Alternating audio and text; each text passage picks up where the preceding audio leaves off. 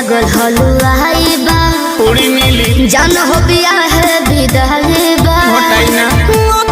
तो पान खा के थूक दिहिले जितना की ओकर कमाई बा चुप रह खाली ऐसे ही बोलना काले से लागल हलुआई बा जान हो बिया है विदाई बा होता ना तो पान खा के थूक दिहिले जितना की ओकर कमाई बा घरे बुनिया छनात बाटे बेसन में मन में लड्डू फूटा की होई सुनते दिमाग भभरे सन में तो चली जाई है सारडी परे सन में तो कही देहि रहलू रिले सन में तो चली जाई है सारडी परे सन में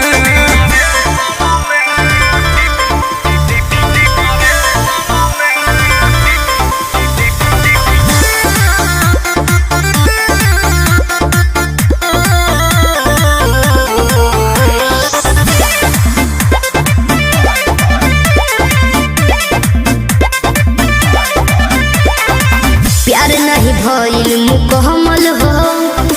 छोटा तारा रे नील कमल हो जे चुक जरी तो हे ठेके न दे रोज निरहन रमल हो प्यार नहीं भइल मुकम्मल हो छोटा तारा रे नील कमल हो आंसू के जरी तो हे ठेके न दे रोज निरहन रमल हो बड़ी खर्चा हो खता डेकोरेशन में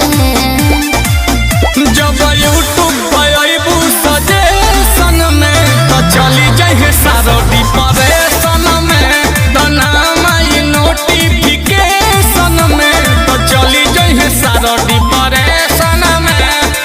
दिमाग हैंग हो जाएगा तो के सब झेली आहबा।